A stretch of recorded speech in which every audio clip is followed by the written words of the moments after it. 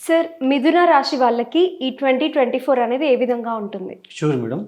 ఈ యొక్క మిథున రాశి వాళ్ళకి ముఖ్యంగా అంటే మే 1వ తేదీ వరకు కూడా గురువు గారు లాభస్థానంలో సంచారం, అంటే మేషరాశిలో సంచారము, శని భగవానుడు మనకి కుంభరాశిలో సంచారము, రాహు మీనంలో, కేతువు మనకి కన్యా రాశిలో సంచారం చేస్తున్నారు. ఇక్కడ ఈ మిథున రాశి వాళ్ళకి గత అంటే ఈ ఒక సంవత్సరం ఈ 2023 అంతా ఆల్మోస్ట్ వాళ్ళకి కొద్దిగా అక్టోబర్ వరకు రాహు బాగా పనిచేస్తాడు కొద్దిగా. తర్వాత గురువు గారు కూడా మనకి ఇంకా మే 1వ తేదీ వరకు లాభస్థానంలో ఉంటున్నారు కాబట్టి గురుబలం అనేది బాగుంది.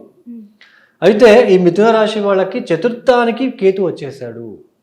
నవమాధిపతి అయిన శని నవమస్థానంలోనే ఉంటున్నాడు. బట్ ఇక్కడ మిథున రాశి వాళ్ళకి నవమాధిపతి నవమస్థానంలో ఉండడము ఒక ప్లస్ పాయింట్.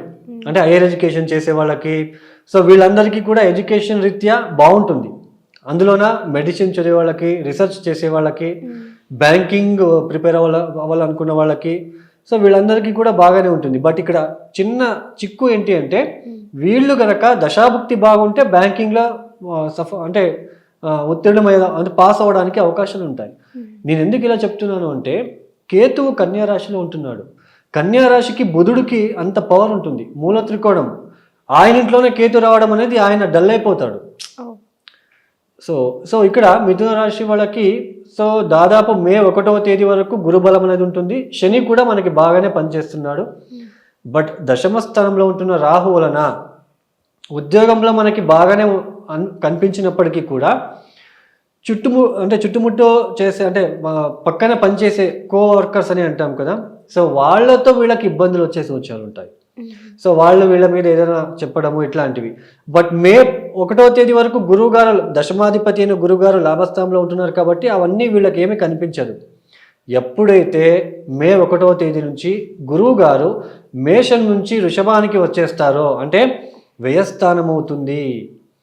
అప్పటి నుంచి వీళ్ళకి ఉద్యోగంలో చాలా ఇబ్బందులు, కుటుంబంలో ఇబ్బందులు, ఇలాంటివన్నీ ఫేస్ చేస్తారు. ఇక్కడ నేను ముందుగానే చెప్పాను, గురువు గారికి ఎక్కడ దృష్టి ఉంటుంది? పంచమ, సప్తమ, నవమ దృష్టి ఉంటుంది. సో గురువు గారు వ్యయస్థానంలో సంచారం చేస్తున్నారు. అక్కడ మిథున రాశి వాళ్ళకి కూర్చొని పంచమ దృష్టితో చతుర్థ స్థానమైన అంటే రాశి నుంచి చతుర్థ స్థానం అవుతుంది. బట్ గురువు గారు కూర్చొని పంచమ దృష్టితో కన్యా రాశిని చూస్తున్నారు. సప్తమ దృష్టితో ఈ ఒక వృశ్చిక రాశిని చూస్తున్నారు. అంటే 6వ స్థానం అవుతుంది. ఈ వీళ్ళకి మిథున రాశి వాళ్ళకి 6వ స్థానం అవుతుంది. తర్వాత నవమ దృష్టితో ఆయన ఇక్కడ మకర రాశిని చూస్తున్నాడు. అయితే మిథున రాశి వాళ్ళకి ఏ స్థానం అవుతుంది? 8వ స్థానం అవుతుంది. అంటే ఇక్కడ గురువు అనేది కేంద్ర స్థానం, అంటే ఆయన దృష్టి కూడా సేమ్ ఉండి ఆయన వీళ్ళు రాశి నుంచి కూడా సేమ్ ఉంటే బాగుంటుంది. అంటే ఇప్పుడు రాశి నుంచి పంచమ స్థానము, ఇప్పుడు వృషభ రాశి వాళ్ళకి చెప్పాను, రాశిలో కూర్చొని పంచమ స్థానాన్ని చూస్తుంటాడు. కన్యా రాశినే పంచమ స్థానం అవుతుంది. ఆయన దృష్టి కూడా పంచమ స్థానం మీదే ఉంటుంది.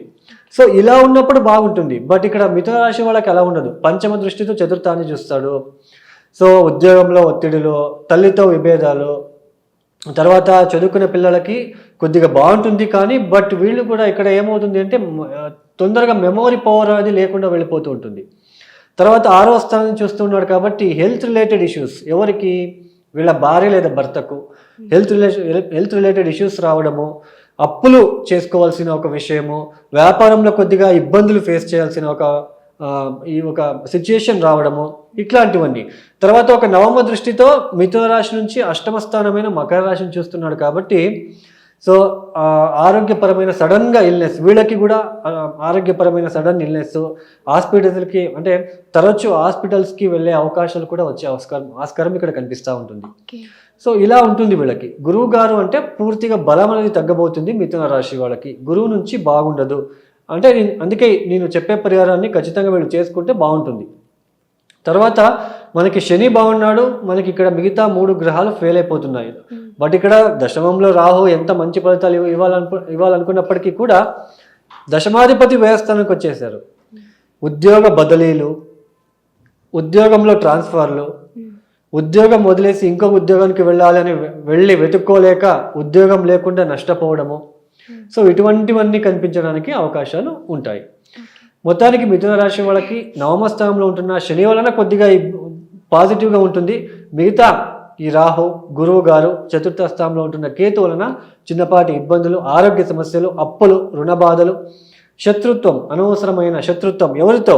మిథున లగ్నంలో పుట్టిన భార్య భర్తలకి శత్రుత్వం అనేది రావడము, సడన్గా హాస్పిటల్కి వెళ్ళే అవకాశాలు, ఇట్లాంటివన్నీ కనిపిస్తూ ఉంటుంది ఈ ఒక సంవత్సరం. ఈ మిథున రాశి వాళ్ళు తప్పనిసరిగా ప్రతి గురువారం కూడా కేజింబావు శనగలు నానబెట్టి బెల్లంతో కలిపి ఎద్దుకి తినిపించే ప్రయత్నం చేయాలి సంకల్పం ద్వారా.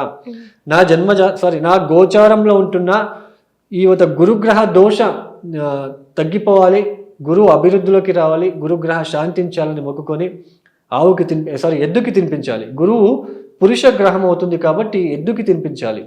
ఆవు ఒకవేళ ఎద్దులు దొరకలేదు అన్న వాళ్ళు కావాలొచ్చి మనకి ఆవుకి తినిపించవచ్చు, బట్ ఎద్దులు ఉన్నాయంటే ఎద్దుకి తినిపించేస్తే మంచిది. సో ఇట్లా కనీసం ఒక 18 గురువారాలు చేసుకుంటే చాలా మంచిది. తర్వాత సాయి చరిత్ర చదువుకోవడము, సో ఇట్లాంటివి చేసుకుంటే, లేకపోతే గురు చరిత్ర లాంటివి చదువుకోవడము, ఇట్లాంటివి చేస్తే చాలా బాగుంటుంది. తర్వాత విద్యార్థులు, వీళ్ళు ఎవరైతే విద్యార్థులు ఉన్నారో కంపల్సరీగా వీళ్ళు ఇక్కడ గణపతికి ప్రార్థన, ఓం గం గణపతిహే నమః, ఓం గం గణపతిహే నమః అనే ఒక నామాక్షరాన్ని చదువుకోవడము ప్రతిరోజు 108 సార్లు కావచ్చు, 1108 సార్లు కావచ్చు. ఇట్లా ఎంత సంఖ్యలో చదువుకుంటూ వెళ్తే వాళ్ళకి అంత బాగుంటుంది అని చెప్పుకోవచ్చు. ఇలా ఉంటుందండి. తర్వాత శని కూడా నవమ స్థానంలో ఉంటున్నాడు కాబట్టి సో కొద్దిగా వీళ్ళు ఆంజనేయ స్వామి దర్శనం చేసుకోవడము, సో ఇది వీళ్ళకి ఫేవరబుల్ పాయింట్గా మనం చెప్పుకోవచ్చు. ఓకే అండి, ఇది ఇలా ఉంటుందండి.